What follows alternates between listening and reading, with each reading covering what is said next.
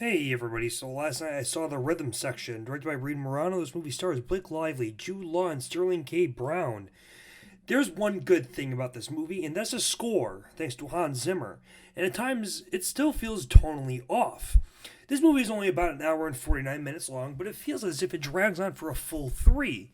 It is all over the place. The pacing is either rushed through parts that should be lengthened out to build character or for character wise, or it simply takes way too long to get to the point to which you are asking where this film is going. She starts her training, and all of a sudden, in a flash, she's ready to be a trained killer through two scenes of some fight training and shooting. She's all ready to be an assassin and hunt down terrorists. It just simply does not make any sense. Tone wise, it's a scatter shot. The soundtrack does not fit the score or fit the scenes, and the songs that are played in these scenes at all.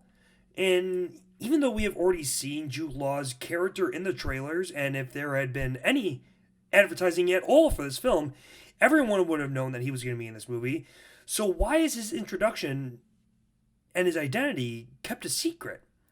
It's revealed in a way where you see his feet, where you see his arms, where you see his torso, but you never see his face for like two or three scenes.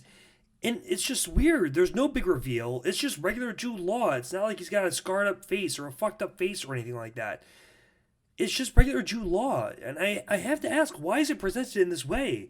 It's not ominous. It's not scary. It's not filmed in a way where Blake Lively's character would not be able to see his face.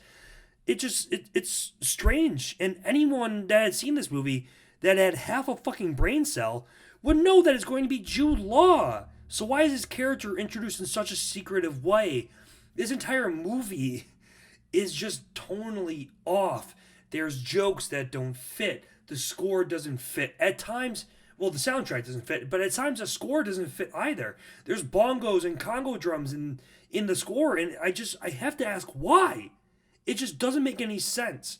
At parts, I liked the Hans Zimmer score, but at times it still felt out of place. To piggyback off of the why Jude Law's character was kept such a secret, I found that a lot of the shots were overly fuzzy in this movie. I don't know if Morano intended for the film to look this way, but consistently throughout the film, it looked fuzzy. And on top of that, through the presentation, I can't tell what this movie is supposed to be. Is it a revenge film? Is it an action movie? Is it a spy thriller? This movie hints at all three genres, but fails to capitalize on them. The drama is boring and unconvincing, the spy stuff is boring and flat, and the action looks terrible. The one fight scene with Jude Law is okay, but it's a lot of the same stuff. The car chase scene is atrocious, and the final set piece is basically a rehash of the Law fight that is done so fast you don't have any sense of what's going on, who the characters are, and what they want. It's all just frankly boring in my opinion. And the acting is fine from the main three. Brown and Law are pretty much just there to collect a paycheck, but Lively just feels weird. It's probably just the character and not Blake Lively herself, because I thought she was great last year in Simple Favor. I think she's a great actress. I like her in a lot of things that she does. But she just feels flat in this movie. I don't really understand her motivations, or maybe I do, but as a character, she's clueless.